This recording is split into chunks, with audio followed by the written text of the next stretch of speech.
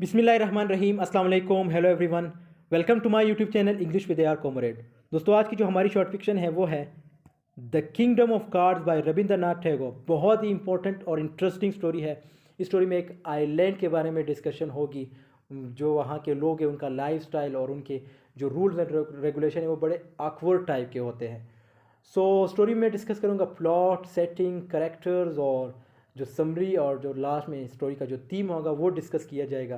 लेकिन स्टोरी में जाने से पहले अगर आप हमारे चैनल पे नए हैं तो चैनल को ज़रूर सब्सक्राइब कीजिएगा and press the bell icon ताकि आप लोगों को लेटेस्ट वीडियोस की अपडेट मिलती रहे। तो चलिए बढ़ते हैं स्टोरी की तरफ। सबसे पहले बात करेंगे ऑथर के बारे में। रविंद्रनाथ टैगोर बहुत एक बंगाली राइटर हैं, एक फॉलिमिथ हैं। मीन्स एक poet writer, play writer, composer, philosopher, एक सोशल रिफॉर्मर और लास्ट में ये एक पेंटर भी है।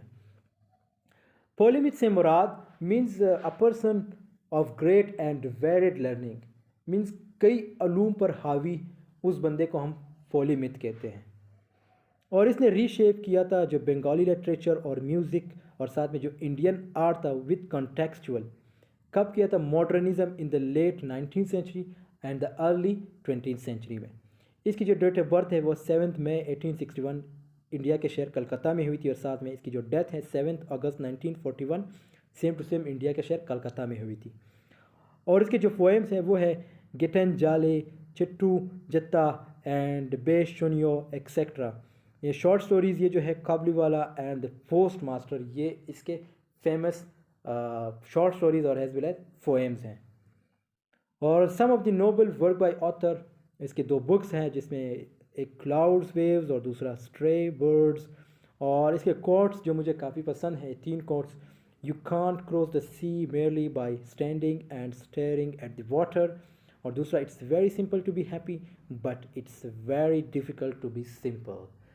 सो इस is the best quote, the second quote which is really the best one. और third one, reach high for stars lie hidden in you, dream deep for every dream precedes the goal। और इस story की अगर plot की बात करें तो ये स्टोरी बिलोंग करती है card people living in distant island. Means एक दूर दराज आइलैंड से ये स्टोरी जो है बिलोंग करती है। They were ranked in higher and low. Means एक लोअर और हायर कास्ट के लोग वहाँ होते हैं और इनका एक रूल्स एंड रेगुलेशन होते हैं, उनके पाबंद होते हैं ये। अब वहाँ पे एक प्रिंस पहुँच जाते हैं और प्रिंस इनमें क्या चेंजिंग ले आते हैं वो हम स्टोरी में आगे डिस्कस करेंगे।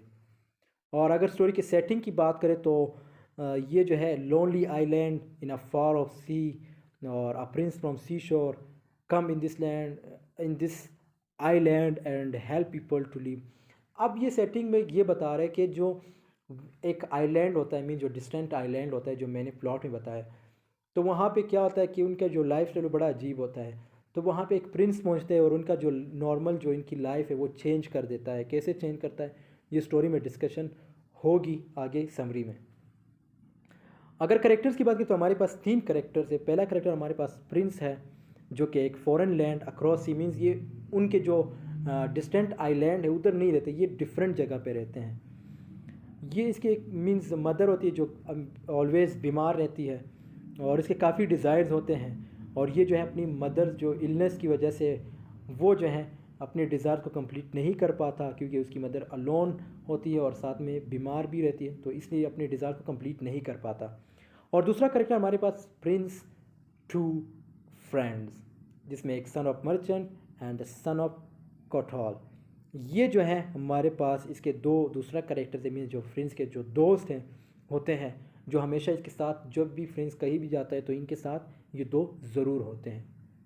और तीसरा करेक्टर हमारे पास द कार्ड्स, ये जो है इनहेबिटेंट है आइलैंड के और रैंक्ड एज अ किंग्स और क्वींस। इसके मीन्स 2 ग्रुप होते हैं, नीव्स, किंग्स एंड क्वींस। ये जो है सुपीरियर ग्रुप में आते हैं, सुपीरियर कास्ट में आते हैं। और जो तीसरा ग्रुप है हमारे पास वो है द फोर्थ वन।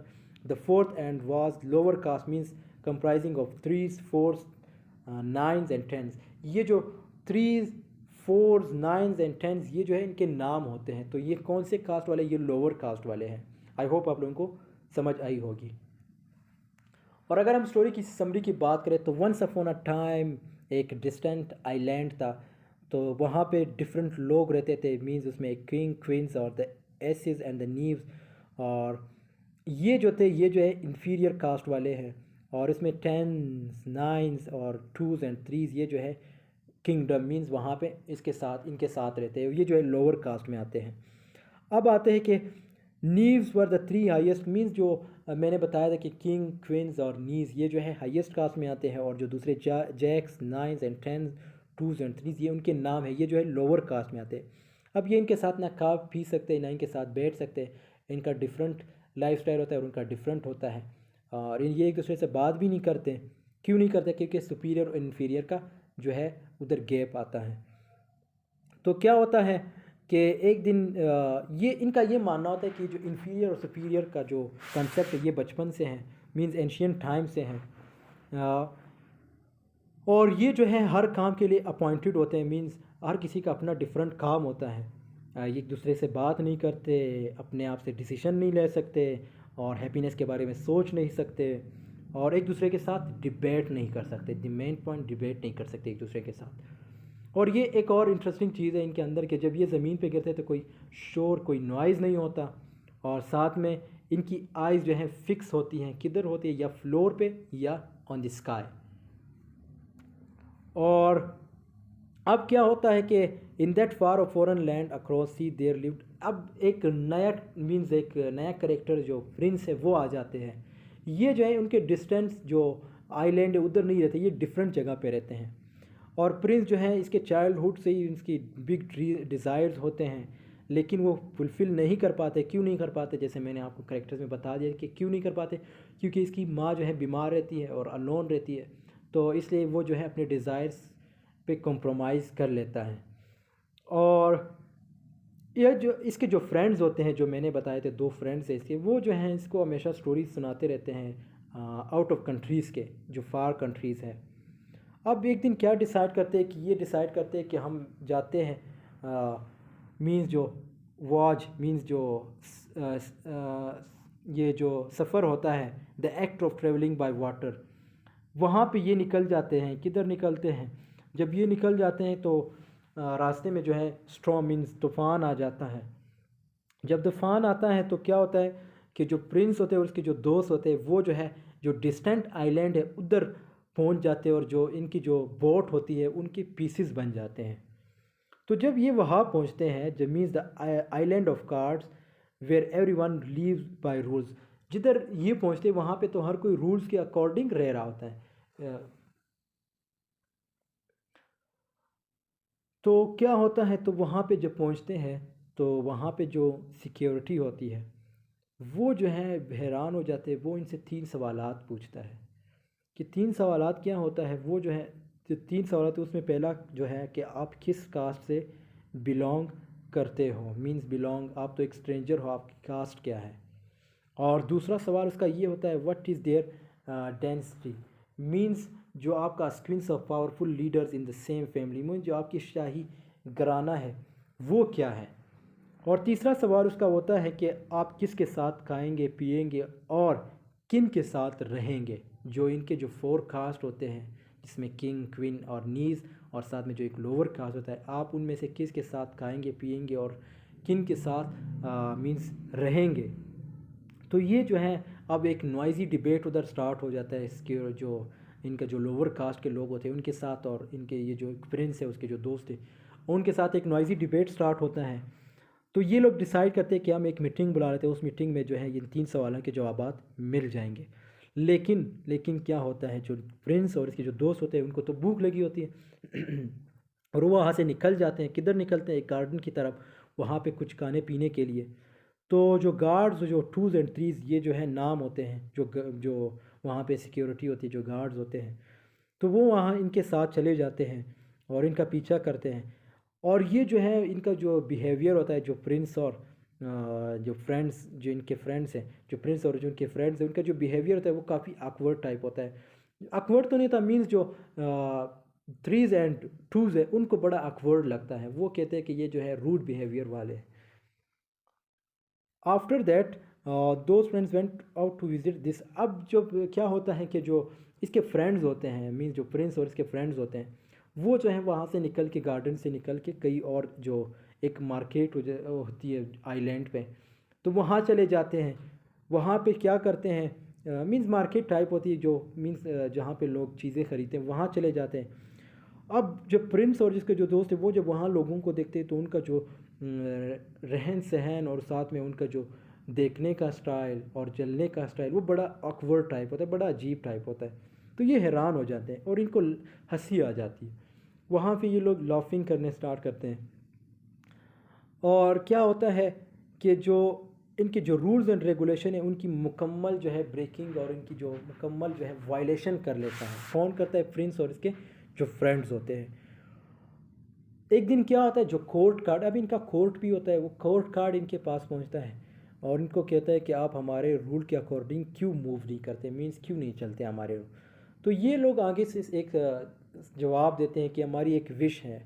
अब वो विश क्या है कि जो मिस्ट्री ऑफ दिस आइलैंड हम ये जानना चाहते हैं, इसको रिजॉल्व करना चाहते हैं। जो mystery of this island means जो डिस्टेंट आइलैंड है जिधर लोग रह रहे हैं, उस मिस्ट्री के बारे में जानना चाहते हैं और इसको रिजॉल्व करना चाहते हैं। Those friends came across to see the other part of mystery and that the queens were unable to blink. अब क्या होता है, जब इन कोर्ट चले जाते हैं तो वहाँ पे जो क्वीन होती है वो ब्लिंक भी नहीं कर सकती। मैंने बताया था ना कि इनकी आंखें जो एक जगह फिक्स होती है ना, ये आइस कॉर्नर्स की तरफ दे मींस आइस कॉर्नर्स के साइड देख सकते हैं, कुछ भी नहीं कर सकते। या तो ये फ्लोर की तरफ देखते हैं या तो आसमान की तरफ देखते हैं। तो इनका ये लाइफ स्टाइल होता है, इनकी एक अजीब लुकिंग टाइप होती है। तो क्या होता है, जो क्वीन होती है वो अचानक प्रिंस को आइस कॉर्नर साइड से देखती है। अब वो जो है मीन्स जो क्वीन होती है वो जो है रूल्स की जो है रूल्स जो इनके रूल्स एंड रेगुलेशन की वायलेशन कर देती है। तो अब जो सारे लोग होते हैं वो क्वीन के ख़िलाफ़ हो जाते हैं। और वो कहते हैं कि आपने क्यों ये किया, आपने क्यों मीन्स प्रिंस की तरफ देखा। अब क्या करते हैं कि ये जो है ये इशू को है जो रिज़ॉल्व करने की ट्राई करते हैं। जो क्वीन का इशू आ जाता है कि इसने क्यों आइस कॉर्नर्स की साइड से प्रिंस की तरफ देखा, ये इशू को सॉल्व करने की ट्राई करते हैं। और इसी में ये जो सॉल्व करते करते एक दूसरे से बात करना स्टार्ट करते हैं। जो इन्फीरियर सुपीरियर होता है वो कंसेप्ट ख़त्म होता है और एक दूसरे से बात करना स्टार्ट करते हैं और मिक्स्ड हो जाते हैं एक दूसरे में।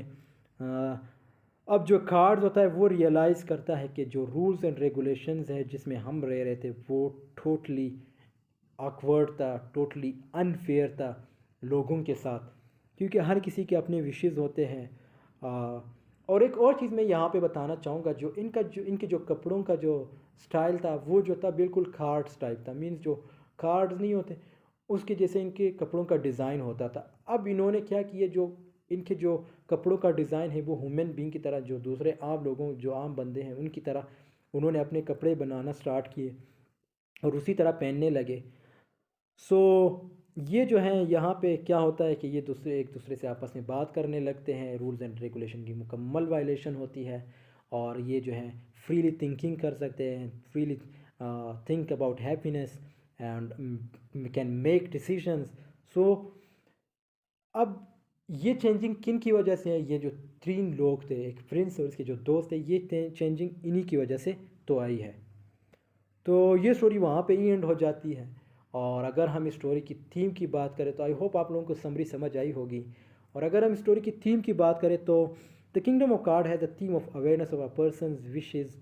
The story tells that everyone has right to live according to his own will. Means हमारी अपनी विशेज़ हैं, हमें चाहिए कि उसके अकॉर्डिंग रह ले और बेशक जो रूल्स एंड रेगुलेशन है उसको फॉलो करे, लेकिन जो विशेज़ है उसको तो भी उस पर भी तो कॉम्प्रोमाइज़ ना करे और उसको पूरा करने की ट्राई करे। जो पॉसिबल वेज़ हैं हमारे लिए उसको फॉलो करे और उसके अकॉर्डिंग चले और उस विशेज़ को पूरा करने की मुकम्मल ट्राई करे।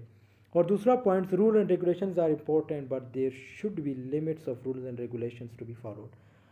रूल एंड रेगुलेशन हर किसी के लिए इम्पोर्टेंट है, चाहे वो एक कंट्री हो, चाहे वो एक आइलैंड हो, चाहे वो एक स्टेट हो, चाहे वो कोई सोसाइटी हो। Rules and regulations are the most imperative.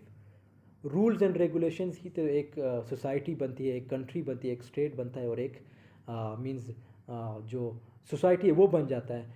लेकिन रूल्स एंड रेगुलेशन की लिमिटेशंस होनी चाहिए। अब रूल्स एंड रेगुलेशन में ये तो नहीं आता कि आप सोच नहीं सकते, आप हैप्पी नहीं रह सकते, आप आंखें जो आपकी मींस जो स्टोरी में है, जो इन लोगों की आंखें फिक्स होती है कि आप ना ऊपर देख सकते मींस नीचे देख सकते या ऊपर देख सकते हो। सो ये जो है रूल्स एंड रेगुलेशन में नहीं आते। तो rules and regulation the main point जो मैं कहना चाह रहा हूँ कि रूल्स एंड रेगुलेशन में लिमिटेशंस होनी चाहिए। और समटाइम्स द थर्ड पॉइंट है sometimes sacrifices of desires are necessary. कभी कभार हमें जो हमारे डिज़ायर्स होते हैं उनकी सेक्रीफाइस करना भी ज़रूरी होता है। जैसे हमारे साथ जो इसमें स्टोरी में जो एक प्रिंस था, उसने अपने जो सेक्रीफाइसेस जो डिज़ायर्स है उनकी सेक्रीफाइस किए थे। क्यों किए थे? क्यों? अपनी माँ के लिए। सो सेम टू सेम कभी कभी हमारे लाइफ में भी ऐसा होता है कि हमें जो हमारे डिज़ायर्स होते हैं उनको सेक्रीफाइस करना पड़ता है, किसी स्पेशल के लिए या किसी भी के लिए। तो ये पार्ट ऑफ लाइफ है। तो ये स्टोरी यहाँ पे एंड हो जाती है। ये स्टोरी का थीम था। So I hope you have enjoyed this story and you have like this story. अगर स्टोरी पसंद आई तो लाइक कमेंट शेयर ज़रूर कीजिएगा। And thanks for watching. See you in the next video. Take care of your self.